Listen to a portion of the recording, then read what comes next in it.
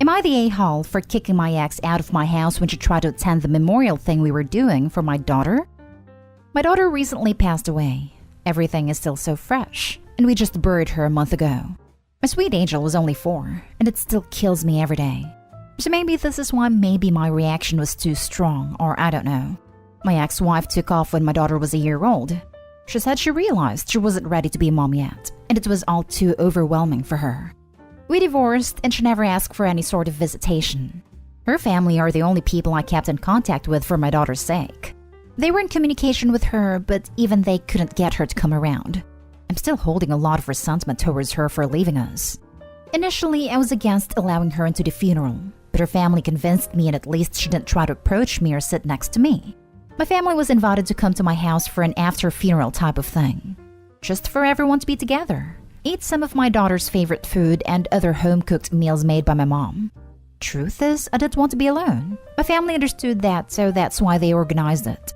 Then my ex shows up, and my anger just flares up. My sister had seen her at the funeral, so she invited her over. I first got mad at my sister because she knows I don't want her around me, then told my ex to get out of my house. My ex didn't want to because she's also grieving and in need of support, and I told her then she can get it from her own family. But that's just not welcome here. I yelled at her to get out because I don't want her anywhere near me again. She's still insisting she stay because her family won't give her that support. I said to go to my daughter's grave then and comfort herself. My sister took her finally and they both left, but my mom wasn't happy. Neither were a few of our mutual friends. They get them in the middle of my grief, but still they think it was a huge overreaction to yell at her like that, then keep her from getting any support when she probably deeply regrets not being there. Not sure if it's my stubbornness telling me I'm in the right, or if I'm actually wrong in this scenario. So I thought maybe for people who aren't emotionally involved, they'd be able to give a better verdict. Am I the a-hole? Now for the verdict. Not the a-hole. Very telling about her personality that she thought it would be appropriate to come over, even if she was invited. And refused to leave when told by the grieving father. Repeatedly. Not the a-hole, Opie. I'm sorry for your loss. Not the a-hole. Let it out, my friend. Hiding it and holding it in will be worse for you in the long run. You set a boundary and it was crossed. I'd be angry too. You feel however you need to feel, for as long as you need to. I'm so sorry for what you've lost and what you're going through. I hope you're getting all the support you need. Everyone else in my family has been giving me amazing support. Mostly my older brother. He lost his son in 2015 and knows exactly what I'm going through. Has your sister maintained contact with your ex that you're aware of? This sounds like it was an attempt at forced reconciliation in an environment where they could use the excuse of her grief as a means of leverage, even at the expense of your own. Something is very off here, and I'm so sorry you had to experience it the way you did. Not the a-hole. I'm not sure, maybe. They were close before we divorced.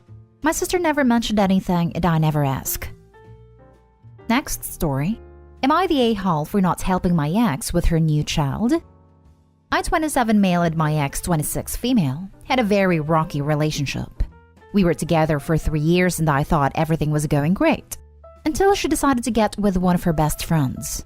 I did kick her out and got the locks changed. She came and got her stuff while I was home. We blocked one another and do not keep in touch. Some of our mutual friends still hang with her, and one told me that she was currently pregnant. I wasn't shocked as she and the guy spent a lot of time together. I was invited to attend a party and saw her with her friend. She did look my way a few times, but I completely ignored her. Before the party ended, she approached me and asked if we could talk. I agreed to be polite, but then she asked if I could help her out with a child. I told her no. It wasn't my responsibility, and wished her good luck. She started crying and her friend came over to see what was going on. I left the party and texted a mutual friend that I didn't want to be at the same events. Am I the a-hole for not helping my ex with her new child? Edit. I want to clear things up for those asking if it's my child or not. She and this other guy friend have been together for about a month before we broke up. If the child is mine, I would definitely help out. I'm going to bring up the idea of a DNA test. More info needed. Is there a possibility this is your child? Edit. Based on what's been said since, you're the a-hole, as it could be your child considering you're getting a paternity test. They kicked her out about 3 weeks ago. Most people don't even know they're pregnant till 6 to 8 weeks, so I'd say a good chance it's his if they were active. Wow, You only kicked her out within the last 24 days based off a previous post. There's a solid chance that's your kid. Unless y'all were not active, way more info needed for this. Yes, more info is needed. Why are you sure it's not yours? What are you gonna do if you find out it's yours? We need more details. If you weren't active for the recent months and you know she cheated on you, there might be a chance that it's not yours. I'm gonna go with a controversial "you're the a-hole." Based on your post history, you broke up less than a month ago. Many don't even know they're pregnant until 5 to 6 weeks, so there's good chances the kid is yours. You have a responsibility to your child, even if you hate their mother. This means either being involved in their life or stepping away and paying child support. You don't get to say the child you helped make is not your responsibility, simply because you're no longer with the mother. Of course, there are chances it isn't yours, but from the info you've given, it doesn't seem you took the time to confirm this before deciding. If you update saying there's already been a DNA test or you guys haven't been intimate in a long time, I'll for sure change my vote to not the a-hole. Edit. Changed voting due to update. Agree with others that him ghosting her without DNA test and leaving out key information from original post is kinda sketchy. However, he's ready to do the right thing and is obviously hurt by all this, so I say cut him some slack. Next story is titled, "Am I the a-hole for refusing to ask my husband for details about his brother's funeral so my sister and niece can attend?" 3 years ago, it came out that my married brother-in-law was having an affair with my sister because she decided to contact my in-laws to announce her pregnancy to them. It also turned out that some of my family knew and were helping it to happen. When it all came out, my brother-in-law threw my sister under the bus and completely cut her off. He had nothing to do with his daughter and neither did his family. My sister and some family members went on a rampage and sent his heavily pregnant wife nasty messages and evidence of their affair. In the end, I was put in a position where I had to choose between cutting off my entire family, even the ones who had no knowledge of the affair, or losing my marriage. My husband and I are currently going through a divorce, so yeah. My brother-in-law recently passed away. My sister, who is still convinced that he loved her and they were soulmates, is desperate to go to his funeral. She claims she wants to go so her daughter can say goodbye to her father. She knows his family won't give her any information, so she is pushing me to ask my husband for information since he has been contacting me a lot recently. I refused to, because I don't want to be put in the middle of any more of her drama. She's already costed me a lot. My sister is now lashing out at me, but surprisingly my parents, who are appalled by her affair, are also on her side. They think I should find out for my niece's sake. Am I the a-hole for continuing to refuse? Not the a-hole. If he and his family had nothing to do with your niece, she really has no one to say goodbye to. Your sister just wants to go make a scene. It's not your job to help her turn a memorial service into the Jerry Springer show. Right? The niece is too. This isn't about her. She doesn't know anything about this man. There is no benefit to taking her to the funeral. In fact, she would almost certainly be a distraction. Almost as big of a disruption as Opie's sister, who is apparently hell-bent on causing more pain to Opie's ex's family at the funeral. Not the a-hole. Not the a-hole. But boy, your family really needs some therapy sessions as a group. Info. You said your brother-in-law and family had cut your sister and niece completely out and had nothing to do with them. Did your niece ever meet her father? Know who he was? Your sister is living in some fantasy world where she thinks they were a family. If the arrangements are made in a paper or online obituary, tell her to look there. You don't need to make your divorce any harder. Tell your sister and family you only have contact through lawyers now with your soon-to-be ex, and probably won't be given that information. No, she never met him. I need clarification. While I understand that not everyone in your family knew and are innocent, the rest of your family are distasteful. Your sister made her bed and should lie in it, and now it's cost you your marriage. Your brother-in-law should have been held responsible as well for the affair/pregnancy, but I don't understand why you chose them over your own happiness. I chose my parents, not the rest of them. I told my husband I wouldn't cut them off no matter what. I think things would have blown over, but my sister just wouldn't stop and kept making things worse. It cost you your marriage. I don't understand why you chose them over your own happiness. It didn't cost her marriage. No one outside of your marriage can end it. What ended her marriage is her husband placing completely unreasonable one-sided demands on her on threat of divorce. He demanded that she not only cut her cheating sister and enabling family out, He also demanded that she cut out innocent family members, including her own parents and her newborn niece who his deadbeat cheating brother abandoned. Meanwhile, he remained in contact with his deadbeat cheating brother and didn't hold him responsible nor stepped up for his niece. It says a lot about his morals and commitment, or lack thereof. This man threw away his marriage to Opie because she wouldn't cut off her parents after his brother cheated on his pregnant wife and abandoned his child. I'm not sure there was much happiness to be found with him. Not the a-hole. Am I the a-hole for taking in my sister's family against my girlfriend's wishes? So my 30 male, sister 29 female, had to renovate her house due to a tree crashing down and taking out the roof, and she asked me if she and her family, niece 9 female, nephew 5 male, and brother-in-law 32 male, could move in with me. I didn't see an issue with this as I have more than enough space at my place.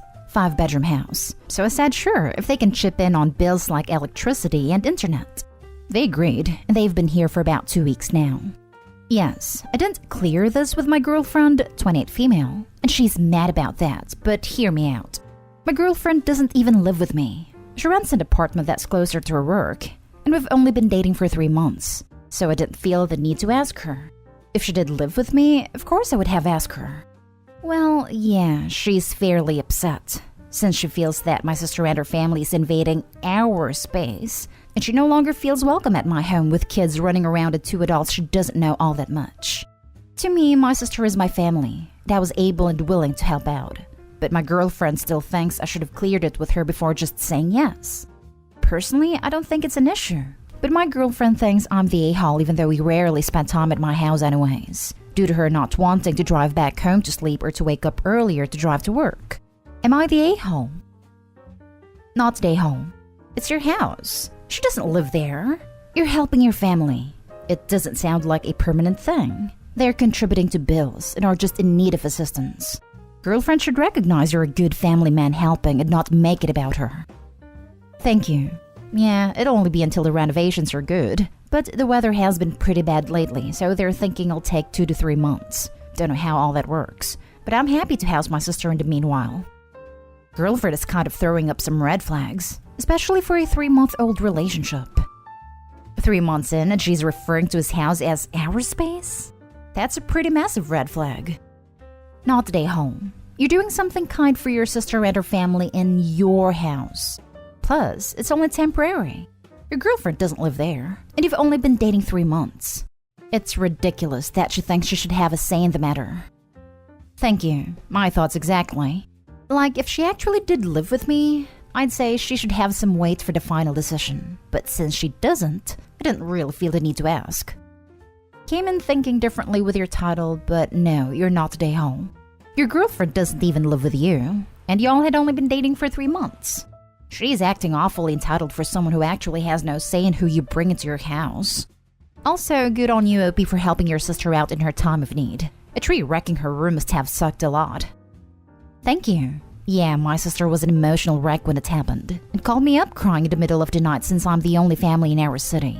Of course I'll help her out. She's my sister, who I actually like and love spending time with, and I love my niece and nephew. And my brother-in-law's pretty cool. He was my friend from even before he married my sister. No ill will, just stating what's up. Last story. Am I the a-hole for telling my in-laws I didn't sign up to be their babysitter when I married my husband? My husband and I had a baby boy 6 months ago. I decided to leave my job and became a stay-at-home mom. Before I left my job and before our son, my husband's brothers and sister had all pressured me to be their emergency contact for their kids' school. And even asked me to leave work early sometimes to babysit their kids after school. I always said no, because working in a daycare doesn't mean I can leave whenever I want, which they appeared to think could happen. Plus, they liked the idea of someone with a degree in child development and care being in charge of their kids.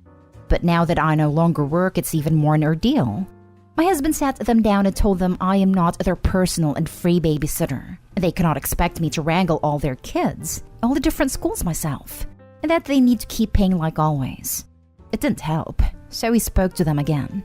I ended up getting bombarded the other night while I was awake with a crying baby, and I told them via text I didn't sign up to be their babysitter when I married my husband, and they needed to accept my no because nothing was going to change. They said I signed up to be part of the family, and part of being family's babysitting to help, so I'm the a-hole. Am I? Not today, home. Your in-laws are entitled pricks, and I'm glad your husband is backing you up. Just go ahead and set their contacts to mute in your phone and continue enjoying new motherhood. Yeah, if it was second or third emergency contact, it may be asked to watch the in-laws' kids 5 to 6 times a year during your non-working hours. I might say that's what family does. But every day? No, that's what mom and dad does. Not today, home. My aunt was a registered childminder, like private home daycare in the UK. My entire childhood, she was asked to take care of me twice. Both occasions were last-minute emergencies. Once, my parents were stuck in a snowdrift waiting for rescue. The second time, my mother had been admitted to hospital. Those are scenarios where you call free emergency childcare from a relative what you describe as a paid-for, planned, and contracted service. Not today, home. This should be top comment. What you described as a paid-for, planned, and contracted service. Bam! To add, OP, you are caring for your own infant child, and you are not working. Tell them that. No means no. Also, if/when you return to work in your field, they can pay you for time and services if you so choose to take them on as clients, because you are a professional. Not today, home. What are they offering to do for you in exchange? Nothing, literally. And they weren't even offering food to feed all these kids. Good God, shut it down. I'm sorry that they took your care and labor for granted. You deserve respect and gratitude for your caring work.